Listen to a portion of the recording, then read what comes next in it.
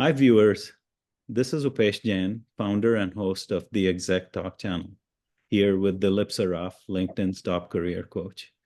In this series, Discuss with Dilip, we talk about a variety of topics that will benefit you in your professional and personal life. The topic today is dealing with layoffs. So, layoffs is actually, Dilip, in corporate America, a reality of life. As corporations go through their ups and downs in their business, they might have to make decisions that impact their workforce. So, what causes corporations to lay off in the real world? What's your view on that? I think there are a variety of reasons. I think I can give you four right off the bat. Mm-hmm. One is that the market is not able to support the activity for which a company has staffed, and as a result, company starts declining revenue, sees declining revenues, declining profitability. So it's the leadership and market product market fit kind of a problem. That's the first one. Mm-hmm. Second one is the company has overhired thinking of something that protects their future, but that future doesn't pan out for them. Mm-hmm. As it happened at Google and Amazon recently, Right. Intel has laid off 16,000 people just last month. Mm-hmm. We're talking 2024 August here. Yeah. And that's the second factor. The third factor is the entire product area is supplanted by something that's technological breakthrough, right? A good example is AI. Right. AI has basically eliminated a lot of the routine work that is done by lower level skill sets, and it's good enough in the current state of its evolution that it's operational, right? The And I'll job, give, the pardon job me, function becomes redundant, basically. the human job function becomes redundant, but the function is then delivered by AI generated, Mhm. outcomes, right? Right. So that's the third factor. And I'll give you an example on the third factor. I have a VP level client at major company, I won't name it, Mm-hmm. and he has 25 engineers who do the work of workflow automation using AI. Mm-hmm. And he told me in our last conversation just a few weeks ago that, Dilip, if I could find the right AI skill set, I need only 5 people, not 25. Mm. Just think of that. That Yeah. means 20 people would Mm-hmm. be out of a job. You Mm-hmm. can't replace the 5 with 20. But Yeah. that's the point. That's what is happening right now across many areas. So that's the fourth factor. And the other factors are always, ups and downs, economic ups and downs. Nothing to do with your market fit, nothing to Mm-hmm. do with your planning, your strategic plan, and all of that. But the economy just goes into recession. Yeah. I mean, some companies also look at performance control. They would look at size their people quarterly and then clean up house Yeah, uh, by eliminating people at the lower end of the totem pole. that's Is right. that also true? That's also very true, and that's called a rank and yank. Mm-hmm. Rank and yank is you grade them on a curve, you performance manage on a curve, and there's 10% on the left side, 10% on the right side. Get rid of the 10% on the left side. And they Right. keep doing that. And Microsoft, Mm-hmm. during the era of the previous CEO, Mm-hmm. they were known for that. And many companies still do it. And Right. it's one of the most demoralizing management practices that I have seen, but that happens even today. Mm-hmm. So all of that is part of the ethos here in this country and all over the world. Right. And so the best antidote for that is be prepared for layoff at any day and just Right. always have yourself totally ready. And we can talk about what Right. things So to be just ready. hold that thought Yeah. and I'll come to that. But before that, I wanted to get your input on, you probably meet a lot of people who've been laid off coming to you. Mhm. So what in general are people's reactions when they realize they've been laid off and what can they do about it? Right. I mean, different people react differently. Right. So in general, what do you see? I think if I codify Mhm. their typical reaction, the first reaction they give is that of blame. They Mhm. want to blame somebody. Well, my manager was not a good leader. He never understood my work. I Mhm. worked very hard.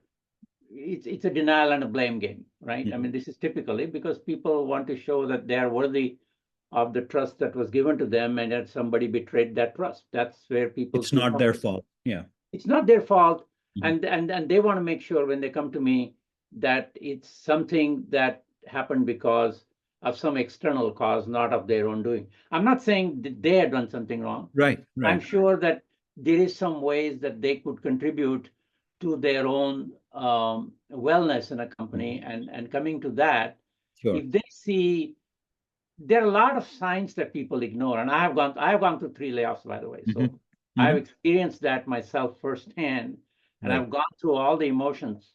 This is 40, 50 years ago now, Right. that they go through, so I can totally relate to Mhm. when they say something. What's the basis of that thought and feeling that they have? Because I had all of those, right? So I Exactly. can relate to that. Okay. So what happens then is the first thing that they say is not my fault. Second thing they say is depending on what age it happens, Mhm. right? If it happens to somebody in the 30s, Mhm. they can easily reapply what they have and get back on their feet fairly quickly. I can help them repackage themselves, tell their story, all that stuff, right? Bounce back. Yeah. Bounce back, but resilience, I call it. Mhm. And having that resilience is important. But once they cross mid 40s, Mhm. then they start doubting their own um, self confidence Yeah. in Mhm. their ability to remarket themselves, re engage themselves. Is it too early to retire? All of those thoughts go into their mind. Mhm. And I tell them that, look, all of this is in your head. There is no such thing as being too old for a job. Mhm. There is only what is in your mind as to your value proposition, how confident you are of your value proposition. And like I may have told you this story before, there's a 73-year-old who came to me 5 years ago, very senior guy. He said, I've never looked for a job, don't know how to look for a job. And I'm out of work because he was a senior fellow at HP Labs, Mhm. which is a pretty big deal. And so the way we decided to, well, I decided to work with him is I told him first, you're going to not bring your age again ever in our conversation. We're only going to discuss what value you bring to a role that we're going to define. Mhm. And we repackaged him. We marketed him not for a job, but for a position that we created for him by Mhm. writing to the CEO of a major research um, facility and said that, here is a guy, here is a person who can really make a difference to your research roadmap. And if you let him head this lab, it'll Mhm. change your trajectory in how you do applied research. And Sure. he got hired and he's heading the labs now. He's 78 years old. Wow. So Yeah. no, it's true story. I mean, this is an Mhm. actual example of a client. So there is a lot of it is, once again, we did this video on self-talk. A Mhm. lot of it is your own disparagement by your own self-talk. Right. And it's very hard to, once you feel defeated like that, once you feel rejected like that, it's very easy to get into that space Right. because it's Changes with comfortable. age. Yeah. Yeah, it's comfortable, right? And so the trick is, I mean, I've been laid off 3 times, and at 60, I said, I mean, each time I reinvented myself because I saw no avenue for me to, like, my first layoff as head of engineering Mhm. was when I was 50 years old. Mhm. And I knew that nobody wanted to hire a 50-year-old VP of engineering. Now, Mhm. this is 40 years ago, Mhm. right? Or 30 some years ago. Right. And so I reinvented myself. And each time I got a layoff, reinvented myself. This is how I got myself into this fifth reinvention, which is what's the career coaching that I do. Mhm. So there are a lot of opportunities that people forget. And once again, it's somewhat age related, somewhat mindset related. Right. And I'll give you another story here. Mhm. A client of mine, she is a good media person, very well placed, good at social media and PR and marketing and all of that. She got laid off. And she's in her 50s, mid 50s. And she said, Dilip, how am I going to find a job? I said, why don't you find something that you can do yourself? Because Mhm. she had a lot of skills. Mm-hmm. And she found a way to get into veterinary clinics because she had a bad experience with her Mm-hmm. dog at a Okay. veterinary clinic. I said, why don't you do the root cause of it and find out why it happens, right? And the reason it happens is not because the veterinarian doctor is incompetent. Mm-hmm. It's the team communication that was lacking Mm. between the front desk and the nurse and the assistant and the manager and the doctor, right? So she developed a course to show them how to improve communication. Mm-hmm. And she's now marketing it, and it's really going like, she's the only one doing it, Yeah. Yeah. right? Yeah. So that's how you can Mm-hmm. make it work. So we talked about people's reactions and them victimizing themselves, right? And analysis paralysis that prevents them from taking action. Mhm. So can and you gave a couple of examples where people did land uh, irrespective of where in their career cycle they were. So can being laid off really be an opportunity to reinvent yourself as you did? And how is it that possible when people still have bills to pay or other responsibilities, right? So uh, where do they start? I mean, If you focus on that, mhm, then it becomes a problem okay. because then you basically become risk averse, Mhm, right? And I'll give you my own example, and I'm being honest with you. mhm, So when I lost my first job, mhm, I was able to reinvent myself and get a consulting gig for 5 years. mhm. But then when I lost the second job, Right. right, I had to literally declare bankruptcy Wow.